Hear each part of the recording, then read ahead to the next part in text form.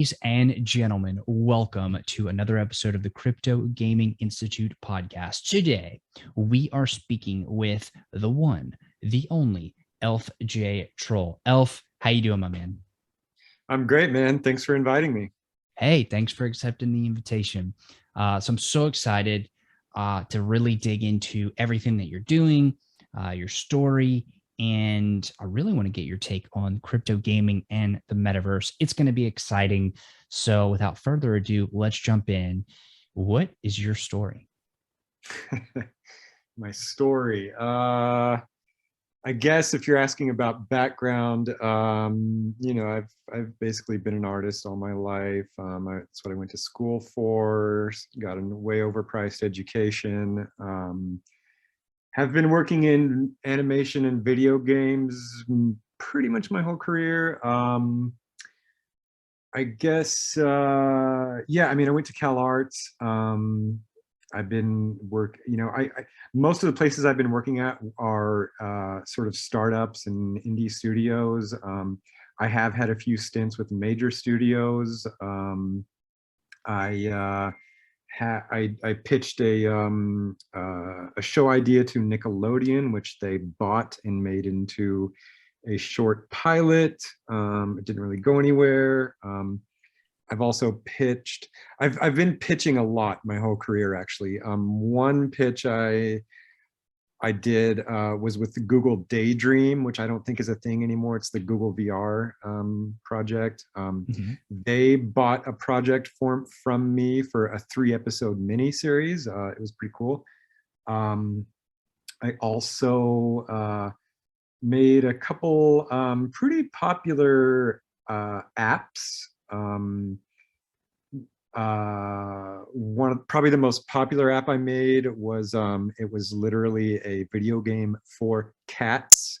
It was an iPad app. I made that with my current partner of Forgotten Runes. That was like the first major project we did. That was like 10 years ago, and it did pretty well. It was the world's first video game for an animal. But yeah, funny enough, I actually met him at Cal Arts. Although he was not a student there, he was just living in the neighborhood, and he posted a flyer on the wall that just said, "Programmer looking for artists to make iPad or iPhone games with." And I was like pretty much the only guy to answer it because nobody even knew really what iPhone apps were at the time. The App Store was like brand new. And I've been working with him ever since. And so, yeah, to fast forward to the present day, he and we've always stayed in touch, and we just decided to make this Forgotten Runes project. And that's currently what we're doing. So I want to rewind back just a bit. Sure. And I really want to understand the on-ramp from being an artist, and it seems like a digital artist, and working with a programmer and building apps, to getting into like the crypto, DeFi, NFT space. Like, what was that transition period, if you will? Like, how did you actually get into the space? Yeah, good question. Yeah, it's interesting. COVID changed my life, as it did for so many people, I'm sure. And what I mean by that is, like, so pre-COVID, I was working at another startup studio. We were making, I guess you could say, mobile games. And when COVID hit, we lost our office. We all started working from home remotely. And I suddenly had a little more time on my hand because, just going from like working in an office day to day with a commute and just all of that to just suddenly now working at home and being home 24/7, you have a lot more time on your hands. So I started using that time to just like study new things. And I guess like what got me into crypto was I started hearing about the Bitcoin halving, because that was like coming up, at the very beginning of the whole lockdowns, the Bitcoin halving. It was like, I think it was May of 2020 was when that Bitcoin halving occurred. And so I started like digging into like what that is. And then that just like, sent me down the whole crypto rabbit hole. And so I started buying Bitcoin, I started buying Ethereum, I started learning what all crypto is, like just as much as I could learn about it. I just started diving in. And I got bullish, and I got the crypto bug. You know how it is. Oh, yes. Yeah, yeah. Everybody in crypto knows the crypto bug. You go down that rabbit hole. And then, I think I remember a few months later is when NFTs started getting really big. And for me, I was like, oh, this is perfect because I'm an artist and it mixes crypto. It's a no-brainer. So I started making my own NFTs, and it was really fun. And I started like, just getting into the community on Twitter because that's where the bulk of the NFT community is. Um, and then yeah, after about, I don't know, 5 months of just making my own NFTs, then my partner Dota was like, let's do a collection. Let's do a 10K collection. So yeah, I think that answers your question. And so that is the Forgotten Runes Wizard's Cult, excuse me. Yes, yeah, that's our 10K collection that we made. Yeah, that's awesome. So you go from artist working online, doing apps, all from a single poster. That's pretty good. Yeah, yeah. Life changing, just a flyer on the wall. Wow, what an amazing story. So, okay, you went from then building NFTs and you're merging your art. I'm sure you're learning a ton in the process of actually like creating them, putting them out there. You find crypto Twitter, which is a classic stepping stone. I mean, crypto Twitter so real. And if you're listening to this, you're not part of crypto Twitter, you need to join it immediately because it will absolutely impact your life. So how did you get the idea for Forgotten Runes, and how did you really go from like, okay, doing individual things to like, let's do a 10K collection? Like, what steps did you go through to actually like build it up and launch it and build a community and all that? Yeah. So, when I was making my own NFTs just by myself, the one thing I had a big vision. I'm a big Tolkien fan, and I love how he created an entire world. And so I wanted to do that myself. Like, I think that was even in my Twitter bio. I think I said something like creating a legendarium on the Ethereum blockchain. And I wanted to just sort of create a whole mythology of my own characters, of my own world. And so that was like my mission with my own personal NFTs. Mm-hmm. And the problem is like my medium was CG, and it just takes forever to make one CG character because you got to model it, you got to rig it, you got to texture it. Just one character takes weeks. Mm-hmm. And so my process was just slow, and I was like, man, something is not working. How am I going to create an entire world when a single freaking character takes weeks to make? It's just not possible. Right. Or it'll take decades, So my partner came along, and he was like, let's do a 10K collection. And so the first question was like, okay, what's the theme? What are we going to make it about? And I was like, okay, this is it. Here's the Legendarium hack. This is how you make 10,000 characters all at once. This is it. This is the answer to my Legendarium problem. And so I was like, okay, yeah, let's make wizards, because number one, I'm a fantasy fan, hardcore. I love Tolkien. I love Game of Thrones. I love all that stuff.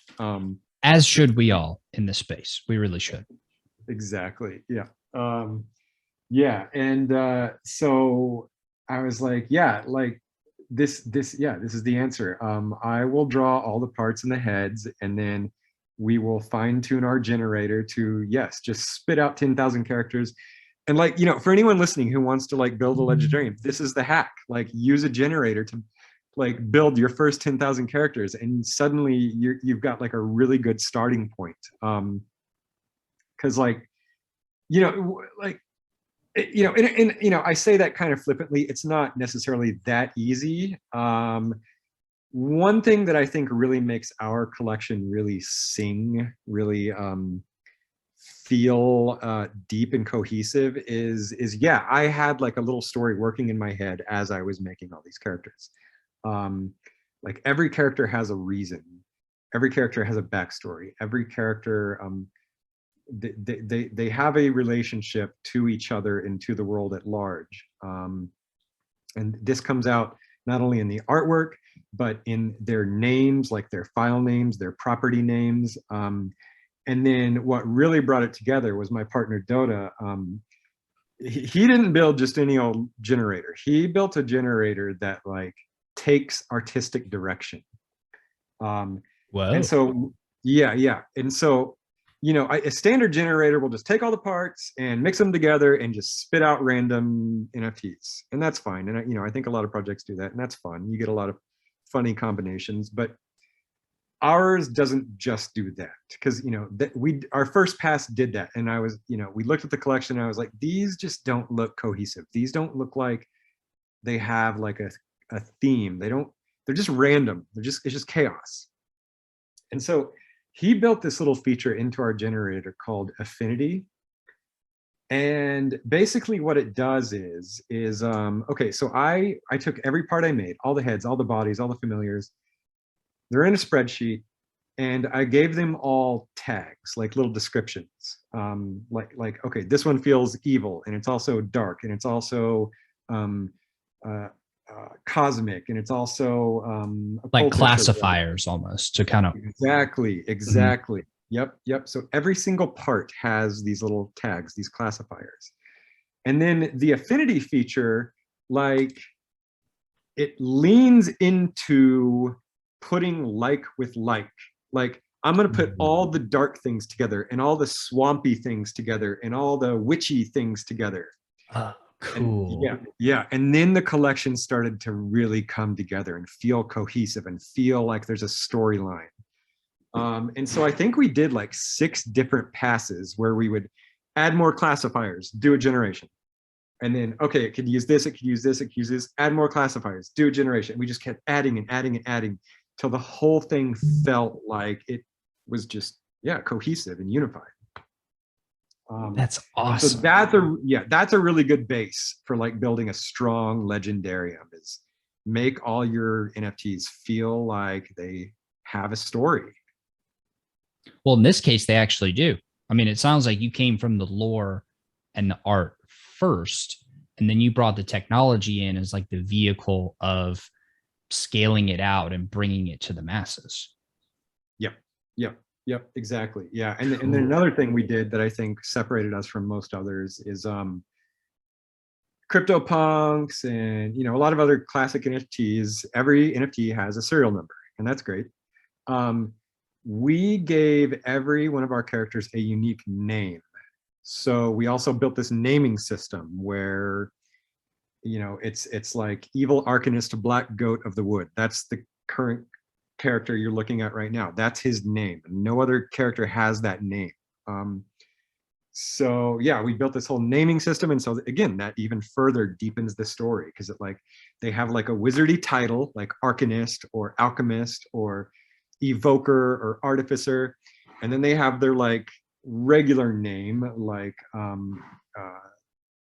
don't know, like Alistair or Homer or whatever. And then they have sort of a location which suggests like, okay, are they from here? Do they currently live here? Like, what does that even mean? It's up to the holder to define that. But just throwing all those locations in there also like hinted towards, oh, but there's a world. It's not just the character, there's a world that it's sitting in, and there's like 100 or more different locations. And so then what does that mean? And that even further deepened the story and the lore. And then if I could just add one more thing, like it's the reason we chose pixel art, is because pixel art to me is like this like really minimal, streamlined art form that it's just like a kernel that it's or a foundation upon which your imagination can just run wild. So like everybody looks at their pixelized wizard, and they all have like their imagination fills in the gaps for like what's not there, because you can't see a lot of detail, so you have to put it there yourself. Mm-hmm.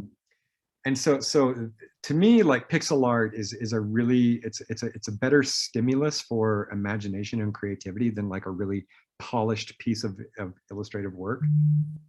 So that also just like adds to the story and the mystery, I think, of our collection. That's awesome. And he does very much look evil, the one here. Yeah. It's been you did a really good job with it. Awesome. Thanks. Cool. So cool. So, I want to kind of dig into this a little bit more. I love the idea of having you basically have every part of a world now here, like your own verse, your own metaverse here. And, so I'm kind of curious of like, do you have plans to build out a whole world, build out a whole metaverse where like you can actually be the operating consciousness of the evil goat from the woods, the arcanist from the woods, and you can like walk around and like cast spells on people and ruin their day of like, I curse thee with bad luck for the next 37 minutes or whatever. Yeah. Like is that coming? And how do you think about that in relation to like the crypto gaming world in the metaverse? Absolutely. Yeah. So yeah, one thing our team always is what we've been like batting around, how are we different from these other crypto projects? I think another thing that really separates us is a lot of these projects like Bored Apes or Pudgy Penguins or whatever, they're great. They're great at what they do. To me, they are building a culture, which is awesome. I think we are not just building a culture, we're building a world. And like if you look at a Bored Ape, you could make the argument that the Bored Ape is one character with just tons of different cosmetic decorations or whatever. But Mm-hmm. we actually have like 120 different heads in our wizard collection. So like nobody's going to confuse these for the same character, number one. Plus they all have unique names. And so anyway, the point is like, I think we're building a world, not just a culture. And then what's fun is like, since we have so many different like heads, we actually already have subcultures like brewing in our Discord community. So like, for example, we have the kobolds, that's one of the heads. And there is a full-on kobold horde that is like a breakaway cult from the main cult. And they've got their own culture going. We've got like the Coven. We've got one called the Sect. There's been rumors of one called the Renaissance popping up. So we are a world with several different subcultures. And it, this is the way we designed the collection, with a world, not just an elite culture. Mm-hmm. We also like to say, like in true metaverse spirit, that we are open. Wizards are for everybody. We're not trying to be like this elitist niche group that I think a lot of these other NFTs are. They talk about like exclusive access to their core inner group. I think we're trying to do the opposite. I think we're trying to open it up. We're trying to be a big world. And yes, to be more specific, maybe to your question is like, yes, we have, I don't know if I'm allowed to say much about this. We are definitely like, we've got game ambitions that may or may not be really developed. We also definitely have this has been announced. We've gotten a 60-second animated, I guess you could call it a trailer that is currently in production with a major studio here in Los Angeles, Titmouse Studios. I'm not sure if you've heard of them. Yeah. They do a lot of like really professional stuff on Adult Swim. Like they're a major studio. That is currently in production. I've seen the animatic. It's looking freaking amazing. Titmouse is such a delight to work with. So that's happening. We also have, this was actually in a press release the other day, we've got a development deal with Titmouse to push it into like a full series. So I could go on, but yes, like definitely, we're building a world. It's medium agnostic. Like the core NFT is like at the center of it, but it expands into all these different media expressions where that we are working day and night on making happen. That's awesome. That is Thanks. really, really cool. I feel like dude, every time I talk to people who are really passionate about their projects, such as yourself, like I feel like a little kid again. Like I feel like, this is this whole brand new world. And it's just gonna totally take the world by storm. And it's Totally, like, man. it's magical. Like No, this is a part of crypto I love. yeah, it is magical. It's a true renaissance happening right now. It's, and it's all possible because of this technology. I mean, one fun analogy is like I used to study art history a lot, and I'm not sure if you're aware of the Impressionist movement. Um, Vaguely. painters like painters like Monet and Renoir, and then the post-impressionists like Van Gogh, and you know, these people were like making breakthroughs in art. And what's amazing is like one reason that happened was because of technology. And so here's what I mean. Paint in a tube was a breakthrough. It was the first time in the world that paint in a tube was being manufactured. And so what this meant was, instead of being cooped up in your studio and having to like make the paints yourself and like have the whole paint making operation just done in your studio, suddenly artists were able to take these paints in tubes, go out into the world, set up an easel like on a street corner or in a cornfield, and start painting from life. And it just made this whole new art movement happen purely because now we have paint in tubes. And so, I think blockchain and NFTs are similar to that. Like, I was making digital art for years, as were many artists, but now that we can put it on the blockchain and like push it out into the world and do all these fun, like unique utility things to our artwork, it's a renaissance. It's just it's an explosion of creativity now that's just so much fun to be a part of. That's so true. I wonder about really the future, especially when it comes to, what I'm laser focused on, which is the crypto gaming spot of it. And I want to see more of like what you're talking about, of building out this community, building out the lore, building out the art and the characters and getting the people involved, and then building out the gaming side of it. Because I say gaming because that's kind of the lens I see this through, but really it's like, I mean, it's just a whole world, like you're building out a whole brand new world and people interact with it in typical gaming fashion, but it's like, it's more than that. It really is. Mm-hmm. So from your perspective, like, what do you see moving forward? Where do you see the crypto gaming world going, the metaverse going, this NFT art explosion of creativity, this whole revolution? Like, where do you see this going? Yeah, it's an interesting question. I think like we had a team meeting today and we were talking about the metaverse and what actually that means. And I think there's a lot of like confusion in the general public about what the metaverse is. Like, a lot of people think, okay, this company is making a quote unquote metaverse. And so, and I think a lot of people think, okay, that's just like another MMORPG. And I think a lot of game companies and a lot of people are just assuming like, oh, it's just another word for an MMORPG. But no, that's not what a metaverse is. In fact, the term metaverse to me, I think it just, first of all, it applies to all of these worlds as it's a holistic term that applies to all of these worlds. And if you want your world to be a part of the metaverse, this is what you have to do.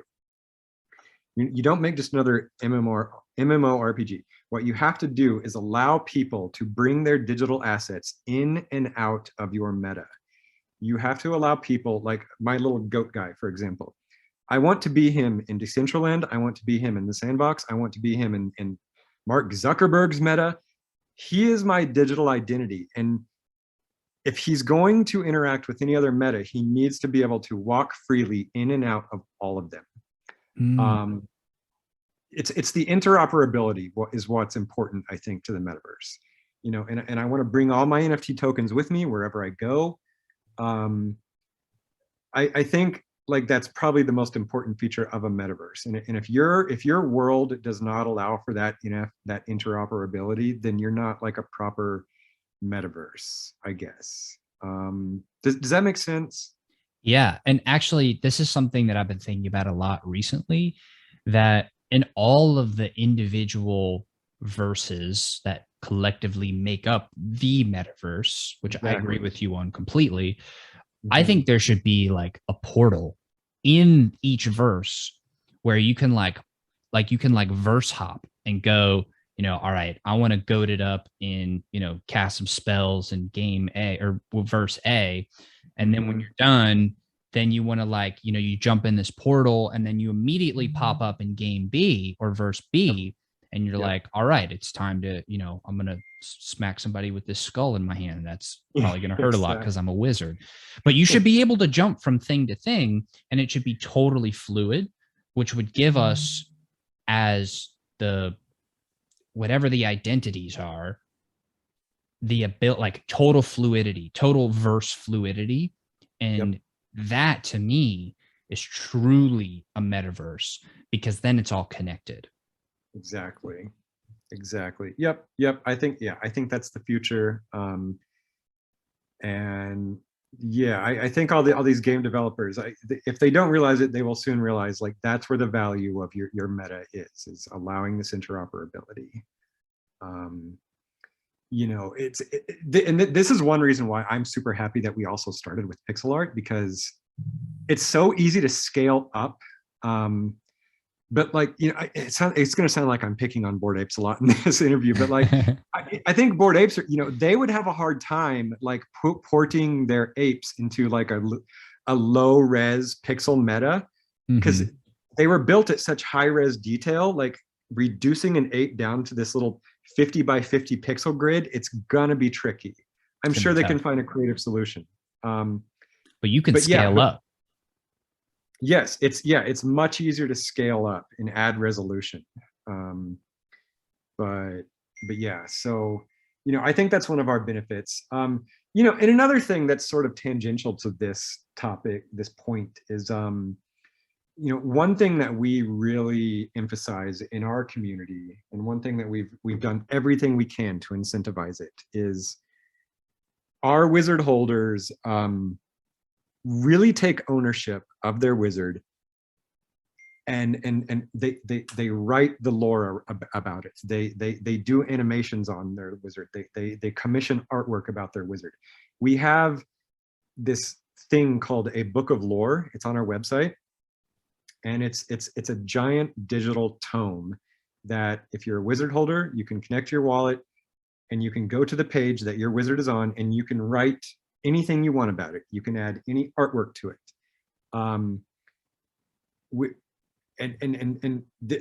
To me, this is what the difference is between an NFT and like a Dogecoin or a Bitcoin.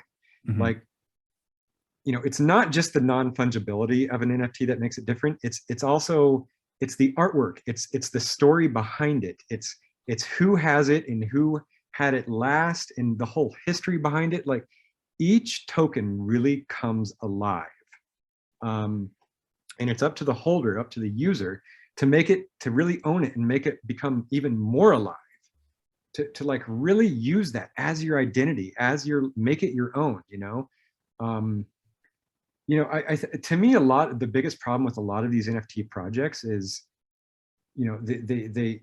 they make their collection and then they plot all the properties on a rarity metric, and it's like, okay, this has like the rainbow hat and the 3D glasses, and these properties are more rare than that, and so that's why it's valuable. And you can just plot them on a spreadsheet, and the spreadsheet tells you exactly which one is valuable and which one isn't, because it's just pure rarity metrics. And you don't even really care about the image at that point. You're just looking at numbers on a spreadsheet. And like, I think that's not really leveraging the strength of an NFT token. You don't care about the artwork. You don't care about where it's been. You don't care about making it bigger than it is. You're trading it just like any other crypto token at that point, if all you're looking at is just numbers. So that's why we made the Book of Lore. That's why we constantly talk about lore. In fact, we have a phrase in our community called lore, not floor. One of our wizards came up with that. His name is Magus Wazir. If you want to look at an exemplary wizard, look at Magus Wazir and what he's done with his wizard. I mean, by all accounts, his actual wizard token is not rare. It's very common. But he has propelled that wizard to legendary status because of all the things he's done with it. He made like a rap single for it that's actually great. He makes animations. He's written stories about it. He made a game about it. And like, Wow. yeah, and so like, you know, like I said, like the parts that make his wizard are not even rare, they're very common, but he made the token extremely valuable himself because he made it into a legendary wizard. And so That's cool.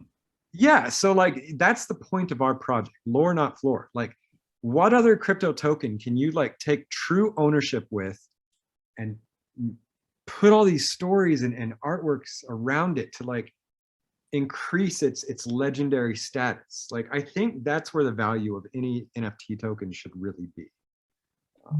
If Dude, that makes this is really opening up my mind a lot because like I said, I'm coming like really from like the crypto gaming space, Mhm. and like you're really opening my eyes to some incredible possibilities with NFTs and the art side that I didn't even realize were possible. Like we're literally, I mean, I of course think of Gandalf, you know, the OG, one of the OG wizards, Right. and I'm thinking about how he went on all these adventures and he defeated the Balrog. He had to fight his mentor. You know, he helped Frodo and blah blah blah, and all of that is what made Gandalf Gandalf, Yep. not the fact that he switched from a gray to a white robe and his Mhm. staff got +5 intellect or whatever. Like Yeah. it was the story and the character. So it almost takes something that is a mixture of technology and art, and it takes it and it makes it something so much more real Yep. because of the just because of what's being infused into it. I mean, that's amazing. Yeah, yeah. No, Gandalf is a fun example. You know, if you compare, like, again, here's my Tolkien fanboy coming out. If you compare him to like Saruman, you Mhm. know, Saruman is he's more special, you could say. I guess he's more powerful. He was like In the beginning. ranked. Yes, exactly. He was ranked higher, you could say. But it's Gandalf's humanity and like his depth and his character that what made him legendary and more ultimately more important and more memorable than Saruman. And you know, that's another thing I always tell our wizard holders is like, don't be tempted to just like overpower your wizard. Don't, you know, don't deify them to godlike status. Give them humanity.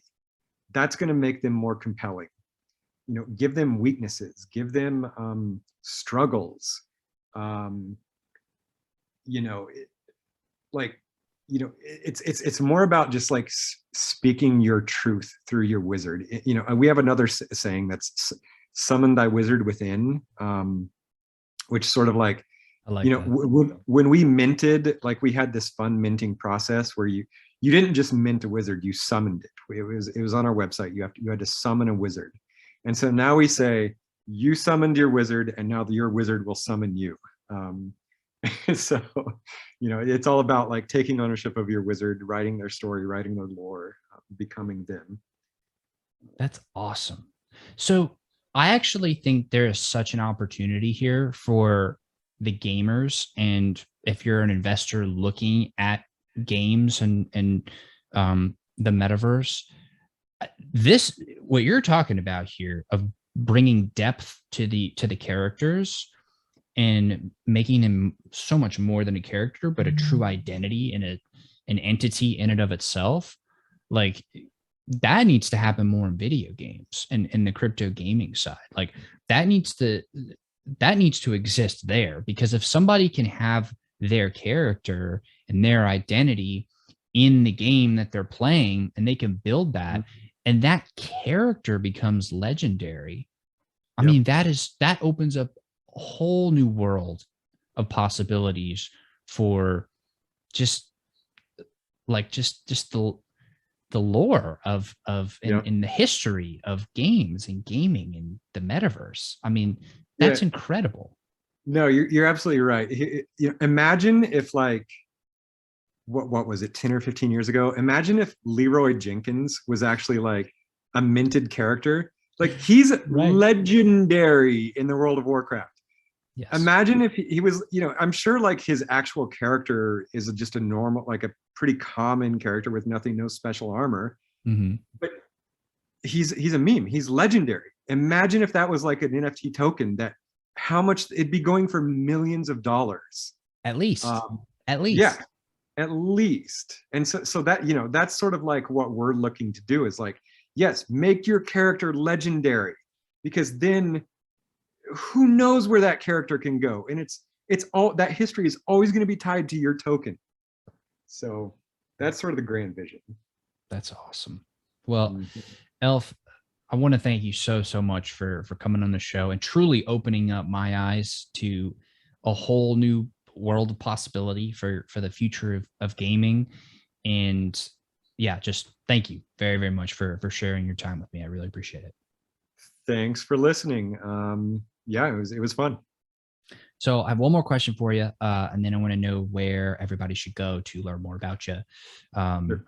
But what question should I be asking you that I wouldn't think to ask? You asked some really good questions. I think, I mean, if you were going to ask other creators, I think one of the most fascinating things to me is like, how does every NFT creator, how do they differentiate NFTs from just standard crypto tokens? Like, it's not just the non-fungibility aspect. I think it's more than that. And I'd be curious to hear how other creators define that differentiation. Yeah. Can you go a little bit more? I know we talked about it a little bit, but maybe just kind of the final bow. Yeah. I mean, I kind of touched on it. But yeah, no, I think it's more, here's what it's not. It's not focusing on rarity metrics. It's not financializing the NFT. It's not, it's not flipping it for profit. Of course, that's what a lot of people do. That's fine. But it's more about, yes, digital identity, taking ownership of it, and finding ways to increase the value of it yourself through writing lore around it, through putting it in different mediums, through doing different renditions, like illustrating it in 3D, illustrating it in oil paint, whatever. It's about just like taking ownership of it and bringing it more alive than when you found it, I think. That's cool. I love that. Well, Elf, again, thank you so much for coming on the show. Where can people find you, learn more about you, and get involved and potentially even summon their own wizard? Yeah. So my personal Twitter is just at ElfJTrul on Twitter, obviously. Our website, the Forgotten Runes website, is just forgottenrunes.com. From there, you can find all the necessary links to the OpenSea page and all other kinds of goodies. Join the cult. Yeah, we have a lot of fun. Awesome. Elf, you're the man. To everybody who's watching, or should I say you're the GOAT, to everybody who's watching and listening, thank all of you so much. I appreciate y'all sticking with us till the end here. I know your brains are probably exploding from all the awesomeness that you just heard. So seriously, especially if you're an investor and you're looking to kind of understand like the magic of how NFTs are really going to influence gaming moving forward, I think we're looking into the future here. So go back through, listen a couple times, really let that sink in, and go join the cult. This is some serious alpha from one of the main mans, one of the main goats. So thank you again, Elf. Thank you to everybody watching and listening, and I will see you all on the next episode. Take care now.